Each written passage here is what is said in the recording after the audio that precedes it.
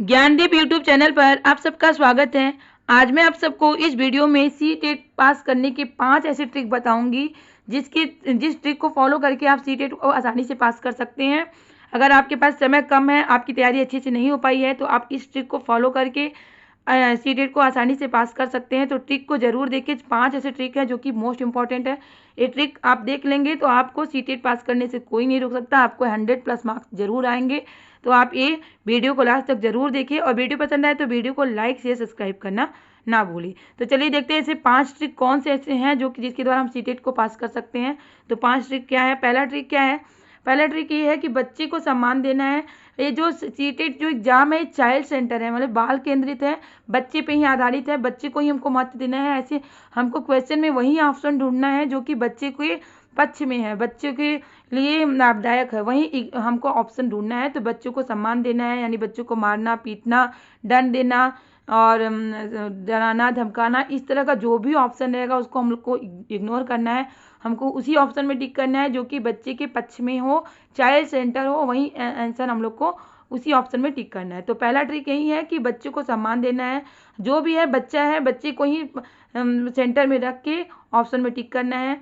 बच्चा सर्वप्रथम बाद में अध्यापक। पहले बच्चे को देखना है बाद में अध्यापक। पहले बच्चा क्या है, बच्चे के ही पक्ष में ही हम लोग को आंसर देखना है कि क्या बच्चे के पक्ष में है, क्या बच्चे के लिए लाभदायक है, क्या बच्चे के लिए क्या जरूरी है। तो उसी ऑप्शन में हम लोग को टिक करना है। तो पहला ऑप्शन आपका ए रहा, क्योंकि सीटेट जो है वो चाइल्ड सेंटर है, बच्चे को केंद्र में रखकर एग्जाम दिया जाता है। तो इसी को हमको ध्यान रखना है। दूसरा ऑप्शन जो दूसरा टिक जो है वो पॉजिटिव वर्ड और तीसरा जो है निगेटिव वर्ड। तो हम लोग को कुछ ऐसे पॉजिटिव वर्ड और निगेटिव वर्ड पता होना चाहिए जिसके द्वारा जो कि ऑप्शन में दिए जाते हैं। तो पॉजिटिव वर्ड, अगर आपका क्वेश्चन पॉजिटिव है तो आपको पॉजिटिव वर्ड पे ही टिक करने हैं। अगर आपका क्वेश्चन निगेटिव है तो आपको निगेटिव वर्ड पे ही टिक करने हैं। तो पॉजिटिव वर्ड कौन कौन से हैं उसको हम लोग जान लेते हैं, और पॉजिटिव वर्ड क्या है वो वैसा क्वेश्चन भी हम लोग देखेंगे और निगेटिव वर्ड के भी क्वेश्चन हम लोग देखेंगे और इसको हम लोग समझेंगे। तो पॉजिटिव वर्ड क्या है? पॉजिटिव वर्ड है अवसर देना, मतलब बच्चे को हमको अवसर देना है कि वो कैसे बच्चा इम्प्रूवमेंट कर सके, हर तरह के अवसर हमको देना है। सृजनात्मकता, प्रोत्साहन देना है बच्चे को प्रोत्साहित करना है, इनकरेज करना है, हतोत्साहित नहीं करना है, प्रेरित करना है बच्चे को, चर्चा में शामिल करना है। ये सारे पॉजिटिव वर्ड हैं। अगर आप इस तरह के क्वेश्चन में आंसर में आपके इस तरह के वर्ड शामिल हैं तो आपको टिक करना है, ये पॉजिटिव वर्ड है। बच्चे के साथ चर्चा करना, मातृभाषा को स्वीकार करना, बच्चा जिस भाषा में आ रहा है, जिस मातृभाषा में आ रहा है उसको स्वीकार करना है। भाषा के विभिन्न रूपों का प्रयोग करना है, अनेक विभिन्न तरह की भाषा का प्रयोग करके बच्चे को समझाना है, करके दिखाना है। बच्चे को केवल बोल के नहीं बताना है बल्कि उसको करके दिखाना है, जिससे बच्चे को अच्छे से समझ में आए। कारण का पता लगाना है। अगर बच्चा स्कूल नहीं आ रहा है तो किस कारण से नहीं आ रहा है, इस कारण का पता लगाना है, ना कि उसको दंड देना है, प्रिंसिपल के पास ले जाना है, ना उसके माता पिता को सूचित करना है, बल्कि कारण का पता लगाना है कि बच्चा स्कूल क्यों नहीं आ रहा है। तो कारण का पता लगाना ये पॉजिटिव वर्ड है, इस वर्ड को आपको ध्यान रखना है। अगर इस तरह का वर्ड ऑप्शन में दिया है तो आपको टिक करना है। सीखने देना है, बच्चे को सीखने देना है, गतिविधि अर्थपूर्ण अधिगम कराना है, भावपूर्ण कराना है, चित्र दिखा के कराना है, भ्रमण कराना है बच्चे को। ईवीएस का जो होता है क्लास, उसमें बच्चे को भ्रमण के द्वारा बच्चे को क्या करना है, दिखाना है, सिखाना है। विभिन्न गतिविधियों में शामिल करना है। ऐसे विभिन्न तरह की एक्टिविटी है जिसमें बच्चे को शामिल करना है। हस्तपरक गतिविधियां भी दिखानी है, हाथ से जो कर की गतिविधि होती है हाथ के द्वारा करके भी दिखाने हैं। बाल केंद्रित मैंने पहले ही बताया कि चाइल्ड सेंटर होना चाहिए, बच्चे को केंद्र में रखकर ही जो करना है, बच्चे को केंद्र में रख ही करना है। तो ये सारे पॉजिटिव वर्ड हैं, इसे आप लोग स्क्रीनशॉट ले लीजिए, नोट कर लीजिए, क्योंकि पॉजिटिव वर्ड में ही आपको टिक करना है। ऑप्शन में अगर इस तरह के पॉजिटिव वर्ड हैं तो आपको उसी में टिक करना है। विविध गतिविधियां, दृश्य शब्द सामग्री, टीएलएम में आपको वही सामग्री यूज करनी है जो कि देख कर और सुनकर दोनों की वाली सामग्री हो, तो ऐसी सामग्री का यूज करना है। सर्वांगीण विकास, यानी बच्चे की होलिस्टिक डेवलपमेंट पर ध्यान देना है कि बच्चे का पूरा सर्वांगीण विकास कैसे हो, इस बात पर विशेष ध्यान देना है। तो ये सारे पॉजिटिव वर्ड हैं, इसे आप लोग नोट कर लीजिएगा। अब इस तरह के क्वेश्चन कैसे देते हैं एग्जाम में हम देख लेते हैं।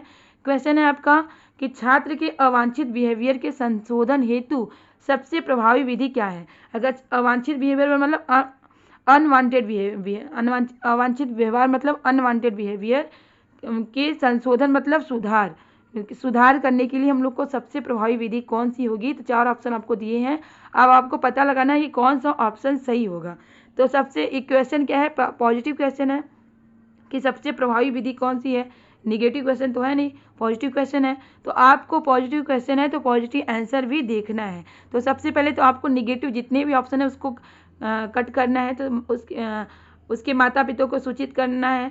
ये तो ऑप्शन सही नहीं है, इसको कट करना। माता पिता को सूचित नहीं करना, जो भी करना है टीचर को ही करना है। तो यहाँ पे ये ऑप्शन क्या है, गलत है, तो इसको कट कर दीजिए। छात्र को दंडित करना, दंडित करना, सजा देना, ये सारे निगेटिव वर्ड हैं। इसको क्या करना है, छात्र के इसके साथ इस तरह का बिहेवियर करना ही नहीं है, तो इसको भी कट करना है। नजरअंदाज तो करना ही नहीं है, तो इसको भी कट कर लीजिए। अब देखिए चौथा ऑप्शन जो है आपका डी ऑप्शन है, अवांछित व्यवहार के कारणों का पता लगाना तथा उपचारों का सुझाव देना। अब कारणों का पता लगाना मैंने ऊपर ही बताया कि जो भी होगा, जैसे भी होगा, हम लोग को कारण का पता लगाना है कि बच्चा ऐसा क्यों कर रहा है। तो कारण का पता लगाना, ये पॉजिटिव वर्ड है और उसी वर्ड पे हम लोग को टिक करना है, जो उसी ऑप्शन में हमको टिक करना है जो कि पॉजिटिव वर्ड है, अगर क्वेश्चन पॉजिटिव है तो। और क्या है, अवांछित व्यवहार के कारणों का पता लगाना तथा उपचारों का सुझाव देना। अब क्या उसका पता लगाने के बाद क्या उसका उपचार है, वैसा सुझाव देना है।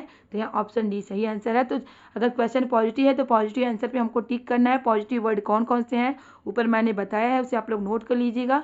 उस तरह के अगर पॉजिटिव वर्ड ऑप्शन में है तो आपको उसी ऑप्शन में टिक करना है। जितने भी निगेटिव वर्ड हैं उसको काटना है। तो यहाँ पे डी ऑप्शन सही होगा। एक क्वेश्चन और है, इसको और भी देख लीजिए। क्वेश्चन क्या है, बच्चे के भाषा विकास को समृद्ध करने के लिए निम्न से कौन सा कारण उपयुक्त है। बच्चे में जो भाषा का विकास होता है उसको और अच्छा करने के लिए कौन सा कारण क्या है, सबसे उपयुक्त है। तो देखिए ये भी क्वेश्चन क्या है, यहाँ उपयुक्त है, मतलब क्या है, पॉजिटिव है क्वेश्चन है। क्वेश्चन में क्वेश्चन आपका पॉजिटिव है तो आपको आंसर भी पॉजिटिव ही ढूंढना है। तो क्या करना है, पुस्तकों की सहायता से बच्चों को कंठस्थ कराना है। याद तो कराना नहीं है, तो निगेटिव वर्ड है। याद कराना, रटाना, कंठस्थ कराना, ये सब सारे निगेटिव वर्ड है, इसको आपको इग्नोर करना है, काटना है। तो ये निगेटिव वर्ड हो गया, इसको काटते हैं। समझ न आने पे बच्चों को दंडित करना है, ये भी कट करना है। दंड करना, सजा देना, डराना, धमकाना, इस तरह का वर्ड जो है बच्चे के लिए उचित नहीं है, तो इसको हम लोग को ये ऑप्शन में में टिक नहीं करना है। उनके अभिभावकों को कार्य सौंपना है, अभिभावक को सौंपना ही नहीं है हमको। हम पहले ही बताया कि जो कुछ करना है टीचर को करना है। बच्चे में जो भी समस्या है, जो भी परेशानी है, वो टीचर को ही सॉल्व करना है, न ही उसके माता पिता अभिभावक के पास ले जाना है, न ही प्रिंसिपल के पास ले जाना है, बल्कि टीचर को खुद ही उस समस्या का समाधान करना है। तो यहाँ सी भी सही नहीं है। और डी जो है, बच्चों को भरपूर अवसर उपलब्ध कराना। तो अवसर उपलब्ध कराना ये क्या है, पॉजिटिव वर्ड है, ऊपर मैंने बताया है।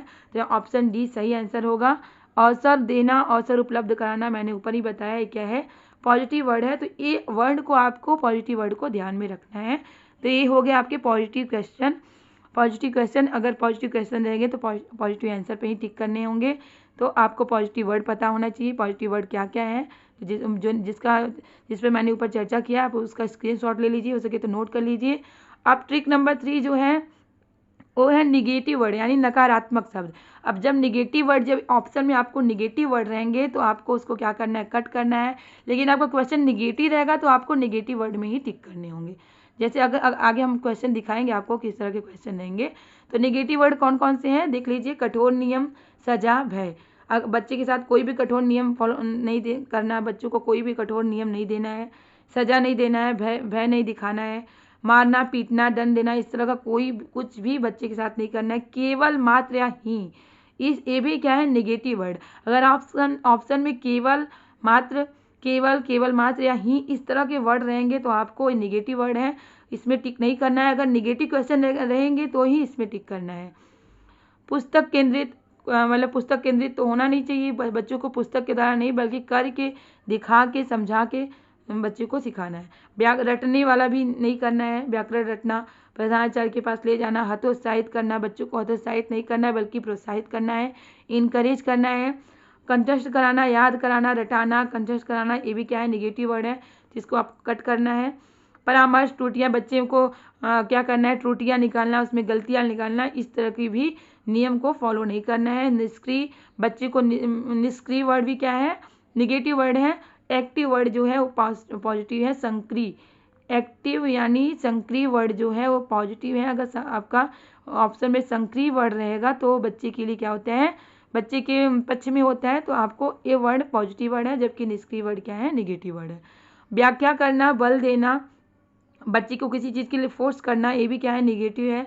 उच्च शिक्षा, वर्णन करना, नंबर कम देना, ये भी नंबर ग्रेडिंग, ये सब क्या है, नेगेटिव है, बच्चे के लिए सही नहीं है। और दंड देना, शिक्षक केंद्रित तो होना ही नहीं चाहिए, ये भी नेगेटिव है। बाल केंद्रित होना चाहिए, चाइल्ड सेंटर होना चाहिए। और लैंगिक समता, ये भी क्या है, नेगेटिव वर्ड है। तो ये सारे नेगेटिव वर्ड आपको नोट कर लेने चाहिए। अगर आपका क्वेश्चन पॉजिटिव है तो आपको इस नेगेटिव वर्ड में क्या करना है, इस नेगेटिव वर्ड में टिक नहीं करना है। आपका क्वेश्चन नेगेटिव है तो ही आपको नेगेटिव वर्ड में टिक करना है। अब नेगेटिव क्वेश्चन कैसे रहते हैं आप देख लीजिए। क्वेश्चन है आपका, भाषा अर्जन के संबंध में कौन सा कथन उचित नहीं है। भाषा अर्जन के संबंध में कौन सा कथन उचित नहीं है, तो कौन सा कथन उचित नहीं है, यहाँ पे उचित नहीं, अगर आपको उचित है पूछा जाता है तो पॉजिटिव क्वेश्चन होता है, लेकिन यहाँ पे क्वेश्चन पूछा जाता है उचित नहीं है, तो यहाँ पर आपका क्वेश्चन निगेटिव है, तो आपको निगेटिव आंसर ही ढूंढना है। तो पहला है आपका, सभी बच्चों में भाषा अर्जन की स्वाभाविक क्षमता होती है, तो ये आपका पॉजिटिव हो गया, तो इसमें हमको क्रॉस करना है। भाषा अर्जन केवल नियमों से ही सिखाया जा सकता है, तो मैंने आपको बताया ऊपर में, केवल मात्र या ही, इस तरह का वर्ण है इस तरह का वर्ण जो है ये निगेटिव वर्ण है, तो इसको आपको निगेटिव वर्ण है। अगर आपका क्वेश्चन निगेटिव है तो आपको इसी में टिक करना है। तो ए जो है ये ऑप्शन बी सही होगा, क्योंकि भाषा अर्जन के संबंध में कौन सा कथन उचित नहीं है, भाषा अर्जन केवल नियमों से ही सिखाया जाता है, ऐसा उचित नहीं है, तो आपको ऑप्शन बी में टिक करना है। तीसरा देख लीजिए, सी जो है, भाषा अर्जन को सहज बनाने के लिए समृद्ध भाषिक परिवेश होना चाहिए, ये तो सही है, पॉजिटिव है, लेकिन क्वेश्चन आपका नेगेटिव है तो आपको नेगेटिव में ही टिक करना है।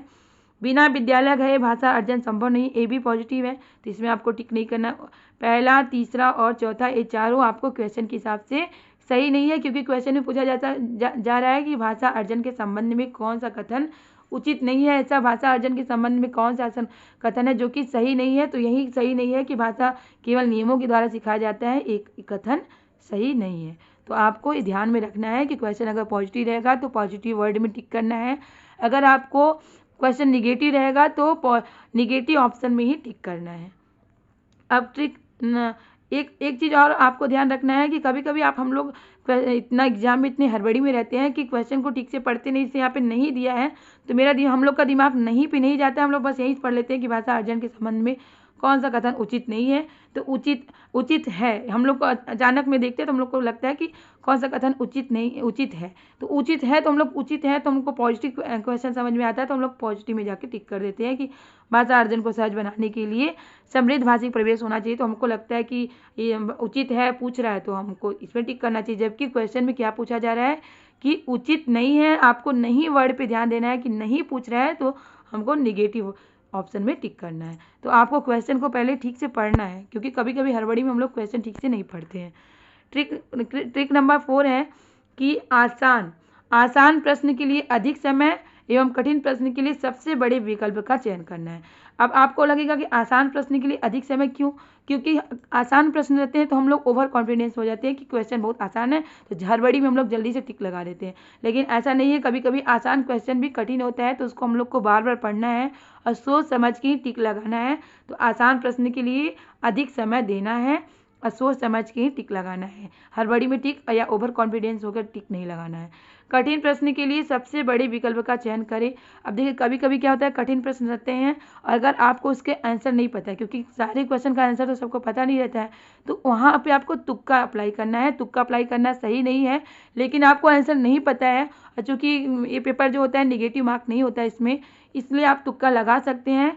क्या तुक्का लगाएंगे, अगर कठिन प्रश्न के लिए बड़े विकल्प का चयन करिए, जो ऑप्शन आपका बड़ा रहेगा उसी में आपको टिक करना है। अगर क्वेश्चन कठिन है और इसका आंसर आपको नहीं पता है तो आपको उसी ऑप्शन में टिक करना है जो कि बड़ा, कोई ऑप्शन ऐसा रहता है जो कि बहुत बड़ा रहता है, तो आपको बड़े ऑप्शन में ही टिक करना है।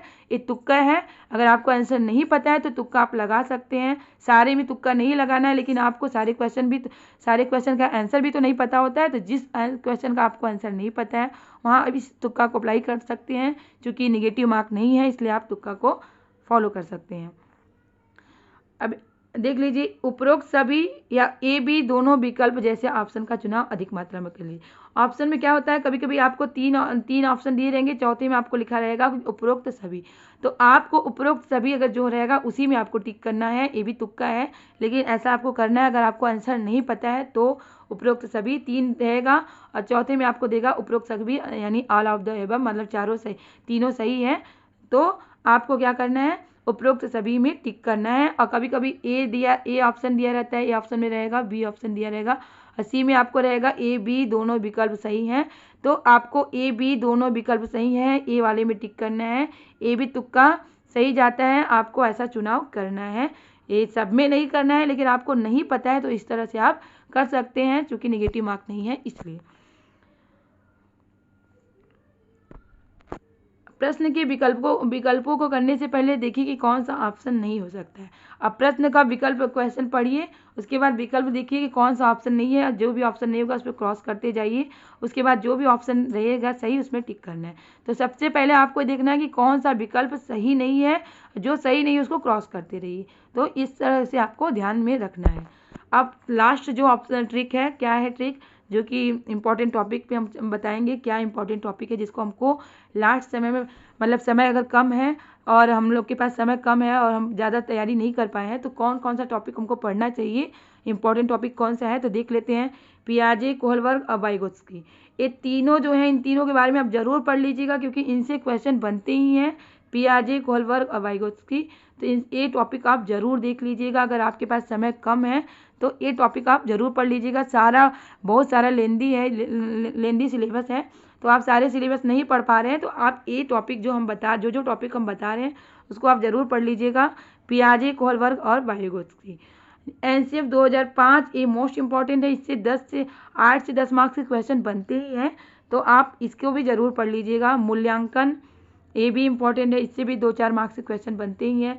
बुद्धि, गार्डेनर का बहुबुद्धि सिद्धांत, एक कारक बुद्धि, एक कारक बुद्धि सिद्धांत, बहुकारक बुद्धि सिद्धांत, द्विकारक बुद्धि सिद्धांत, तो इससे भी क्वेश्चन बनते हैं, तो इसको भी आप पढ़ लीजिएगा। इस पर मैंने वीडियो बनाया है, अगर आप वीडियो नहीं देखे तो प्लेलिस्ट में जाके देख सकते हैं। आनुवंशिकता और वातावरण, इससे भी क्वेश्चन बनते हैं, 2-4 मार्क्स के जरूर क्वेश्चन बनते हैं, तो इसे भी आप देख लीजिएगा। अधिगम, पुस्तक और सृजनात्मकता, इससे भी क्वेश्चन बनते हैं। तो ये जो भी टॉपिक हैं, ये टॉपिक आप लोग नोट कर लीजिएगा, ये टॉपिक आप ज़रूर पढ़ के जाइएगा, क्योंकि इसी से क्वेश्चन ज़्यादातर बनते हैं। तो ये 5 ट्रिक हैं जो आप इसको ज़रूर फॉलो करें। अगर आप इसको 5 ट्रिक को फॉलो करते हैं तो आप सीटेट एग्ज़ाम पास करने से आपको कोई नहीं रोक सकता है।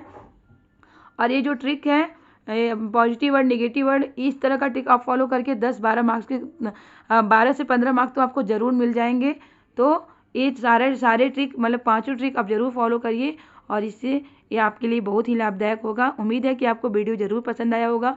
वीडियो पसंद आया तो वीडियो को लाइक शेयर सब्सक्राइब करना ना भूलें, क्योंकि आपका लाइक से सब्सक्राइब ही हमें मोटिवेट करता है इस तरह के टॉपिक, इस तरह के क्वेश्चन लाने के लिए, जिससे आपकी अच्छी तैयारी हो सके और आप अपने एग्जाम में सफल हो सके। इसी तरह के क्वेश्चन, इसी तरह के टॉपिक की तैयारी करने के लिए हमारे चैनल से जुड़े रहें। तब तक के लिए मिलते हैं नेक्स्ट क्लास में।